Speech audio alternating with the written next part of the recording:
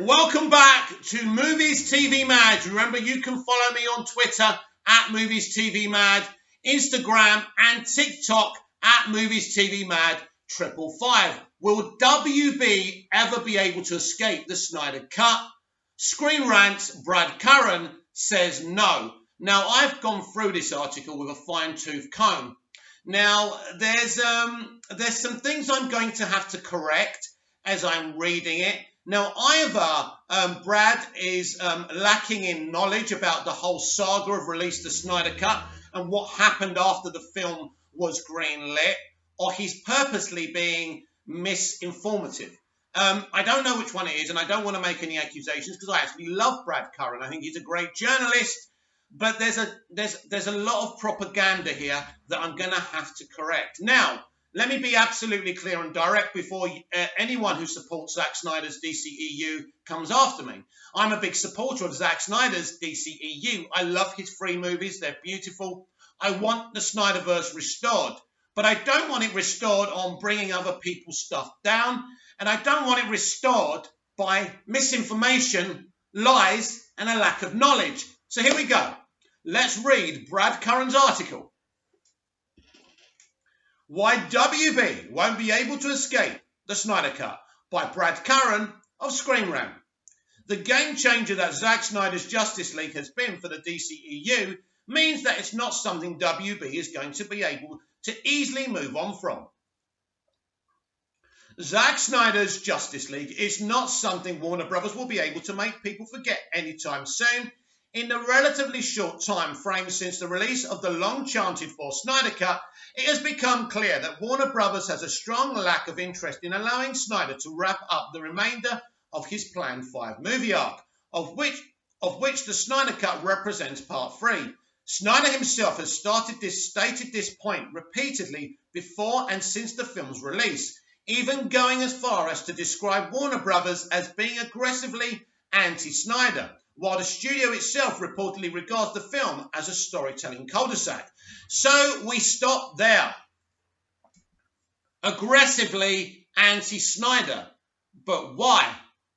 As I've already said, I'm a supporter of Zack Snyder's DCEU, but I will not support any misinformation. This is only part of the story. Again, I ask you why. Why are they so aggressively anti-Snyder? So, we know they worked together before, the studio and the director, when he was running the DCEU. They didn't get on. There was another leadership there. Kevin Sugihara, Toby Emmerich was there, he's still there now, but the leadership was very, very different. Now, after Batman vs. Superman and Suicide Squad, they shit themselves. They did very well with Suicide Squad, but the reviews were terrible for the film.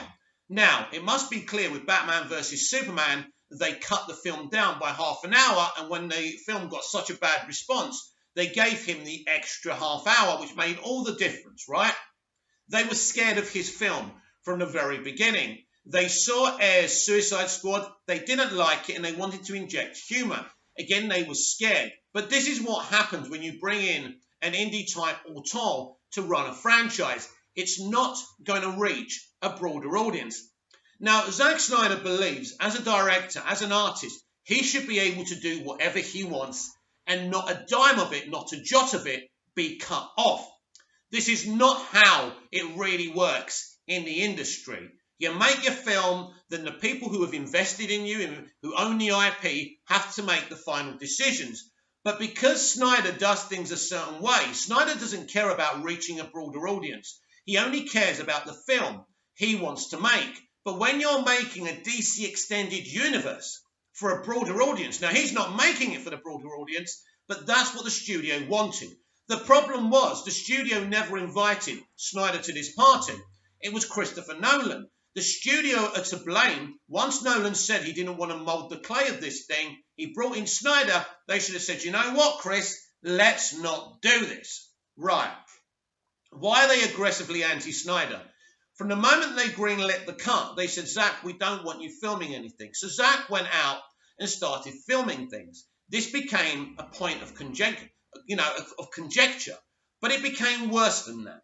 Because Ray Fisher, a man who had come after them already, had gone and found an actor to play John Stewart, one of the Green Lanterns. This was filmed on Zach's driveway, and the studio said, listen, Zach, we've already told you we don't want to film you to film anything, and you've done that. You've filmed plenty. Not only that, we're planning to do a Green Lantern Corps film, and you put in John Stewart. We don't want you to do that. Snyder threatened to quit, then realised after the fans had pushed so hard they would be heartbroken. So he stayed. He did a deal with them. So instead of John Stewart being in that scene, it was Martian Manhunter, John Jones, which was still, I think, a good compromise.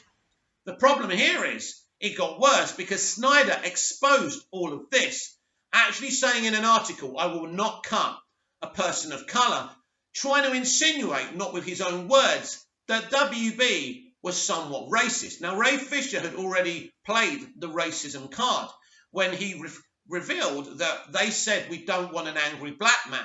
What he didn't explain was the reason they were worried about an angry black man. They didn't want his character of colour to be stereotyped in a negative way. I think they were wrong to do this, but, you know, Fisher was talking about not doing the slogan Booyah, and he didn't want to do Arnold in different strokes. What are you talking about, Willis? These kind of things, of course, are not racist because white characters, Hispanic characters, Latino characters, Chinese characters have had slogans before. How far can we go with this extremist behaviour? So Fisher was a big problem on the set. Now, he wasn't a problem with Snyder because Snyder would bend the knee to him. That's the difference. Terrio and Snyder brought him into the creative kind of workings of his character because they knew he was going to be a problem. But they brought him in, they believed in this actor, and, you know, in a great way worked with him to develop his version of Cyborg, which was great. I love his version of Cyborg. It's brilliant. I don't have an issue. And it's important to understand something else, that I believed in Ray Fisher's fight to get an investigation, but the moment he went under after Walter Hamada, that's when things turned sour for me, and I couldn't support him any longer. Now, I'm going to go into the Walter Hamada and Ray Fisher kind of battle in a moment when I have to correct Brad Curran on some other misinformation. Putting aside that the amount of groundwork the film lays for the future storytelling makes it anything but a cul-de-sac. Such a description of the Snyder Cut represents a stark contrast against not just what it was before it was released, but what it become since then. Moreover, when laid up against Warner Brothers' own purported plans for DC films, the Snyder Cut, along with the unmade movies that it sets up, has not been the cut and dry finale that many expected it to be. Again, nobody thought this was cut and dry. In fact, if you go back about 6 months ago, maybe longer than that, shorter than that, I was saying on my videos that Zack Snyder's Justice League Snyder Cut, before I even saw a shot of this movie, would finish with a cliffhanger. It would be a to be continued. It wouldn't be at the end. Because I assumed then that they were going to green light the rest of his arc.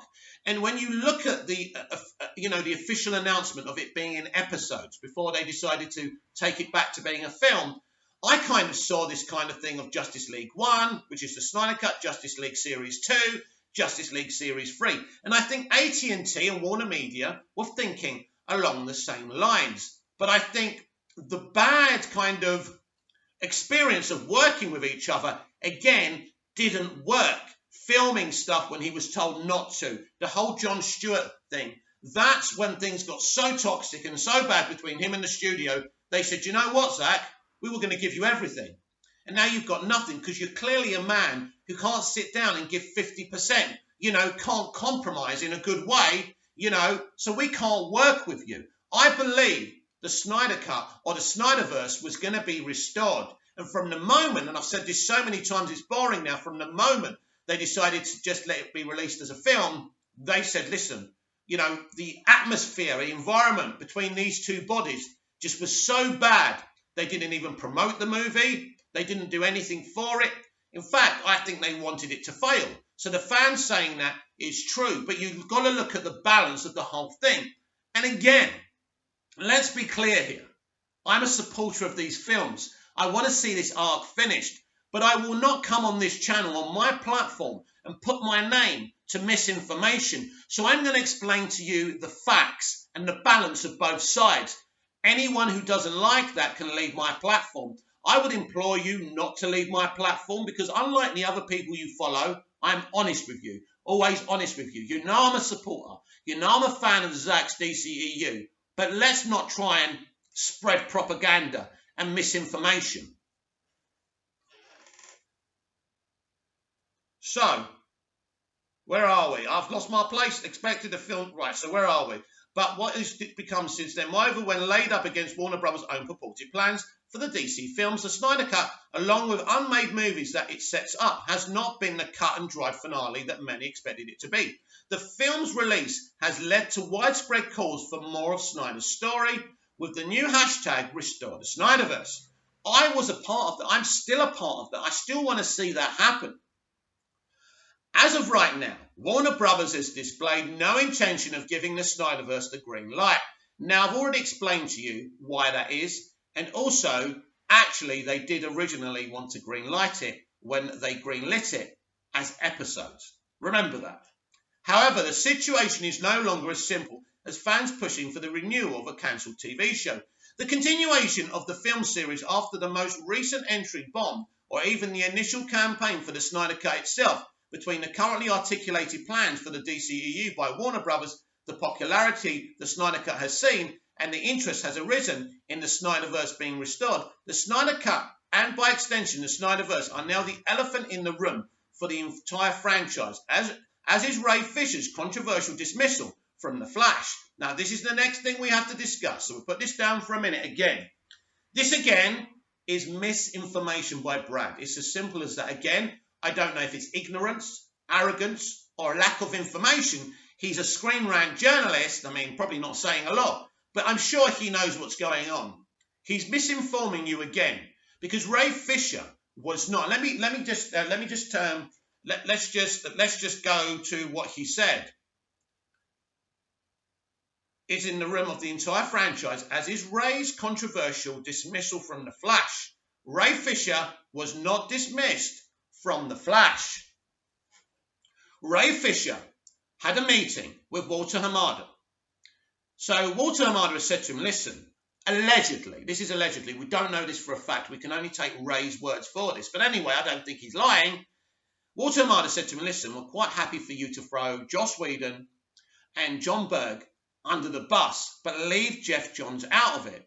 So this is when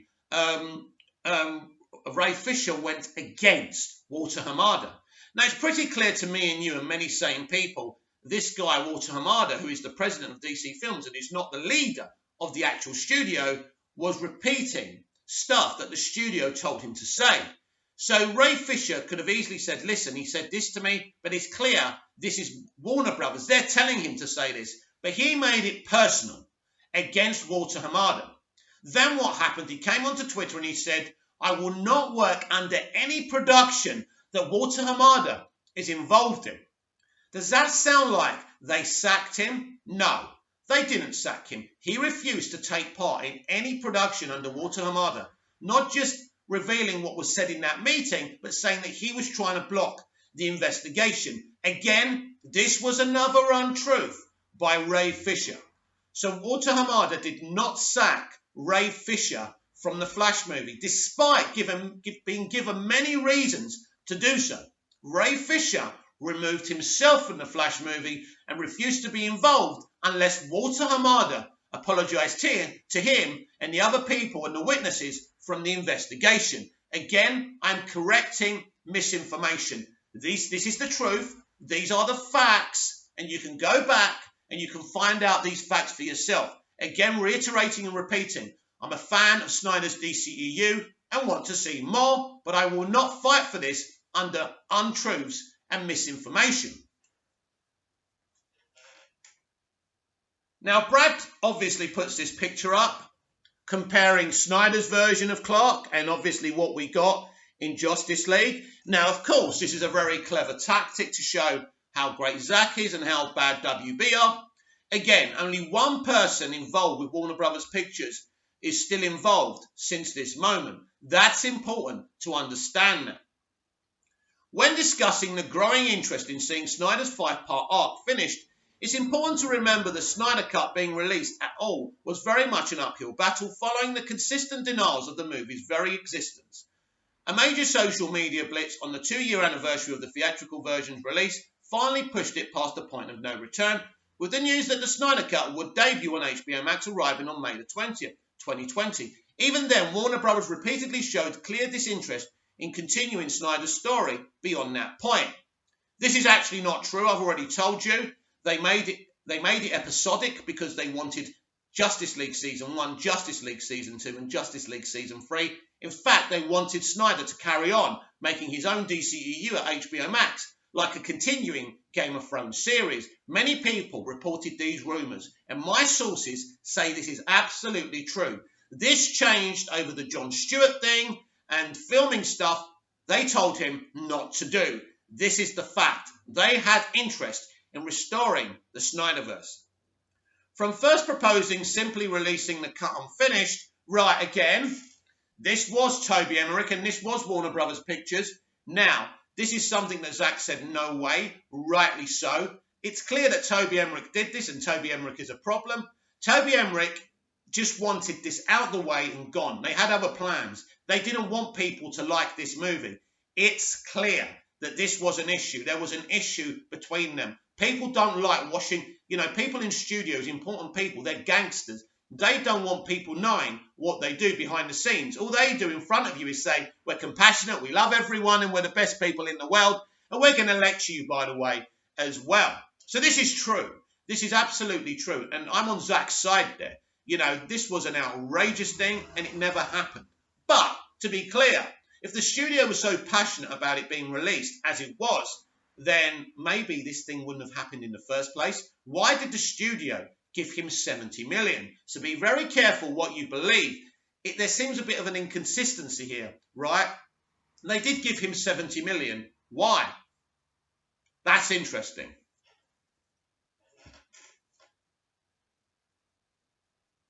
Then so from the first proposing simply releasing the cut unfinished on HBO Max, to asking Snyder to remove Wayne T. Carr's Green Lantern from the final scene, with Snyder replacing him with Martian Manhunter. Again, we need to go into this. So Wayne T. Carr was put into the film without Warner Brothers' permission. Warner Brothers never gave him permission to put him in the film. They did not want Snyder casting his own Jon Stewart.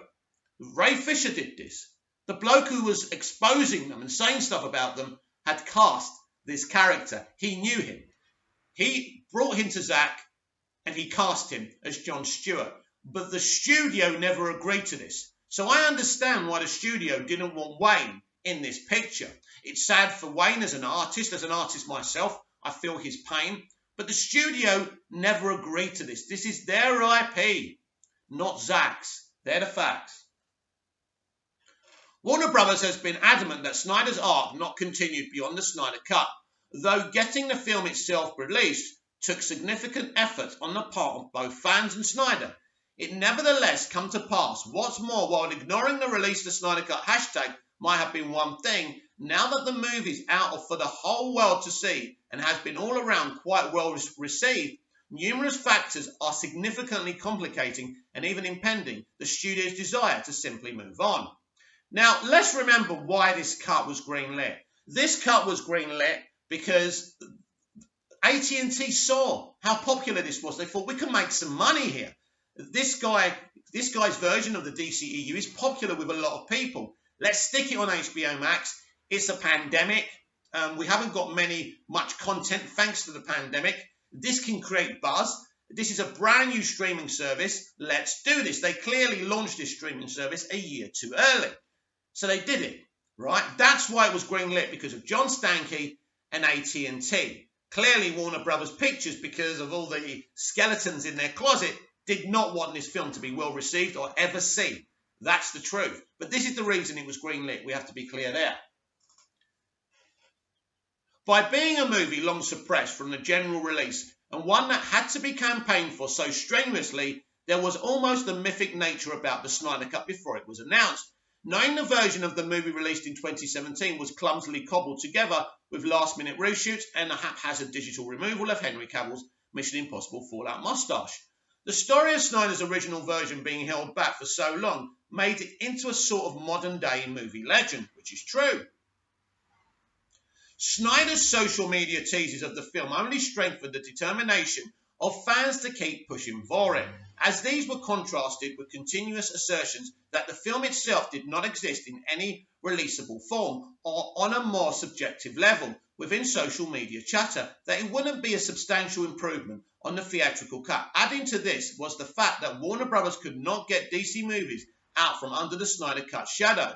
And while Aquaman and Joker both surpassed 1 billion worldwide, the Snyder Cut reliably popped up in some way every time a new DC movie was hitting theatres. Yeah, but those films, Brad, were very, very big, and that shows that DC can move on from the Snyderverse. Now, I want this. I want the Snyder Cut restored, but let's not pretend those films and the films being planned haven't got some hype and excitement going. Let's not pretend, right? Anyway, a new DC movie was hitting theatres. Jason Momoa's own open advocacy for its release during the Aquaman press tour being one of the bigger powder kegs for the film. When the Snyder Cut was finally released, the path to that point, as much of a story as the movie itself, even massive temples are seldom and quite possibly never released under anything like the kind of circumstances that the Snyder Cut has been. And the specifics of how it happened have made the film a much bigger deal than ever. With that and how the Snyder Cut ends with a setup for further movies in the Snyderverse, the movie's story is also an ongoing one. Aside from its basic popularity as a movie, the term Snyder Cut itself has taken on a life of its own. Release the Snyder Cut has specifically entered speech within conversations around the film industry as a shorthand for undoing an artistic error, being translated into High Valerian in 2019 Game of Thrones promo and being spoofed on The Simpsons as unreleased the Snyder Cut. The Hans clothing brand has similarly jumped in with a clothing charity drive organised on social media using the Snyder Cut and Snyderverse hashtag similar to Subway's previous entry into the charitable wing of the Snyder Cut campaign in late 2019. The term has even seeped into the conversation of Snyder's newest movie, Army of the Dead, with Netflix assuring viewers on Twitter that this is the Snyder Cut. Outside of movies, the term Snyder Cut is increasingly used to reference an alternate, unseen, better version of just about anything, from the outcome of a sporting event to the entirety of the year 2020. The Snyder Cut, as both a term and a movie, has in essence become a staple of chatter around filmmaking. Superhero movies, DC films and social media beginning as a hashtag that fueled debate, but which many believed would never bear fruit. The Snyder Cut is now a wholly mainstream topic, and one Snyder himself is regularly asked about in interviews. In fact, that was an issue for the marketing of Army of the Dead, where he barely talked about that film and talked about Warner Brothers and exposed more information about them.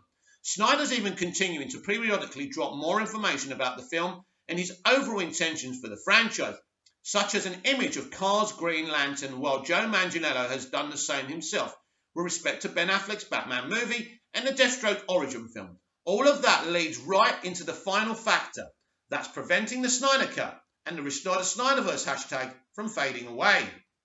Though Warner Brothers Though Warner Brothers has stated their stance on not continuing the Snyderverse, the audience for the Snyder Cut has reacted in the opposite way. Calls for the Snyder's arc to be finished swiftly arose after the Snyder Cut was seen. Indeed, it's drawn support from far more than the fans who pushed for the Snyder Cut itself to happen, including from celebrities, some big celebrities like Brad Paisley, who tweeted Restore the Snyderverse hashtag, or Leslie Jones, who performed a comedy-filled commentary on the movie. There's also a good amount of detail known about where Snyder intended to take things, courtesy of a collection of whiteboards displayed at the AT&T exhibit earlier this year. Wow, you mean AT&T allowed that to happen? I thought Warner Brothers and the studio weren't being supported. Weird, isn't it? Though Snyder has asserted subsequent behind-the-scenes alterations make them more of a loose blueprint than a beat-for-beat layout, the basic outline of the Justice League 2 and Justice League 3 continues to drive growing interest in seeing the story completed. Similarly, Joe Manganiello's description of elements of both Affleck's Batman movie and the Deathstroke film have also fueled interest, with both being projects set within the Snyderverse. By contrast, while Warner Brothers has a number of existing movies in the works, they haven't managed to build enough hype to distract the persistence and interest in Snyder's original plans. Brad, my friend. You don't get studios, you don't get corporate, you don't get corporate bureaucrats, do you? You don't understand what's going on here. They don't need their upcoming films to make anyone forget about Snyder's vision and restore the Snyderverse. As you know, I'm a supporter of that. They just need people to go and watch these movies and to make a lot of money. Slowly but surely, as these movies gain more and more hype, right? And these films have got hype. Just go to Andy Machete's Instagram every time he posts something, or did the casting reveal of, what's her name? Oh, God, I forgot her bloody name. Who's playing Supergirl, right? When they did that, that was sensational. You know, what's her name? I forgot her name. I can't believe I've forgotten her name. But Sasha Calle, that's it, Sasha Calle. When Sasha Calle was on a video cast for Supergirl, that had major hype. There is hype for the multiverse strategy, the Hamadaverse, whatever you want to call it. You don't need hype to make people forget. People are not going to forget over hype. They'll forget.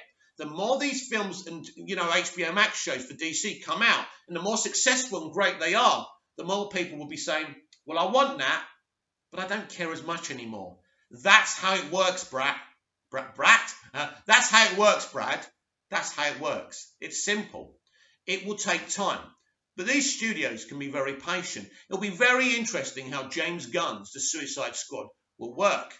Will it work? Will it be a hit, a flop? I'm predicting, because I've seen a test screening for it for about 90 minutes. It's a great movie and people are going to freaking well love it. Additionally, the cancellation of the in-development New Gods and Aquaman spin-off, The Trench in particular, highlights the abundance of announced DC movies that have never gotten off the ground. This is another way of some Snyderverse fans trying to create an agenda. So New Gods was never cancelled. It was never greenlit. Again, let me correct Brad here, because this is very interesting. Let's correct Brad here. New Gods was never greenlit. It was Ava DuVernay who said to them, I want to do a New Gods movie. Let me pitch a script. She did one script. They said no. She did another script. She said no. They said no. She did another script. They kept on saying no. She brought in, was it Tom King or the other legendary comic book writer to help her? That didn't help. She kept on pitching. In the end, they said, listen, you're not going to do this. And they took her to the CW like a good little girl. She's doing Nomi, right? That's where she is now. So that was never cancelled. Now, the other Aquaman one that they were going to do with James Wan, I think they're going to integrate this with the Aquaman sequel. And I think that's what's going on here. So there's lots of pieces of the old slate that never happened. But no New Gods and no Trench movie doesn't really change anything. There is a slate now, and it's going to be an even bigger slate after Fandom. Things are working properly now. So this kind of agenda and manipulation, again, Brad, isn't good. It doesn't change anything. Though numerous DC movies are either actively filming, such as Black Adam, or have completed production like Matt Reeves' The Batman, the studio has not managed to communicate a concise narrative plan for the franchise. Again, this is either ignorance or a lack of information, or he's just lying. Of course, they have a plan. They told us that plan at DC Fandom. Now, Brad, if you're watching, I'm going to tell you that plan so you understand. Right. Walter Hamada, when he first came in, had this idea of calling the franchise the Worlds of DC, aka the multiverse strategy. This multiverse plan and strategy, the Hamadaverse, was explained in fine detail, not only by Walter Hamada, but on the same screen as Walter Hamada was Greg Berlanti. They have been working together. They explained how Ezra Miller's Flash and Ron Gusting's The Flash came together. This was the inception and the origin of this multiverse strategy. They explained, and Andy Machete, the director of the Flash movie, has said that Barry Allen will reboot the universe.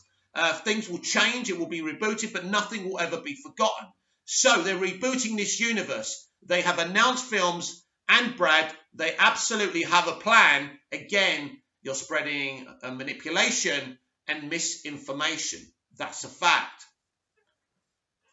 Furthermore, the intervening months since last year's DC fandom have begun to negatively impact the hype around DC movies. Again, this is misinformation. And TV shows coexisting in a multiverse due to the studio's inability to articulate concrete plans. Again, it's misinformation, it's arrogance, it's ignorance, and it's lies. They do have a concrete plan. They are doing this. They are going, listen, and there is excitement. Because what he's saying is, and I need to go over this again, and this is going to be a long video that's going to take forever to upload, but never mind.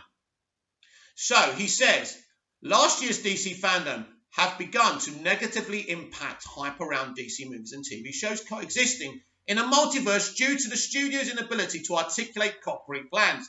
No, the multiverse, Brad, are concrete plans.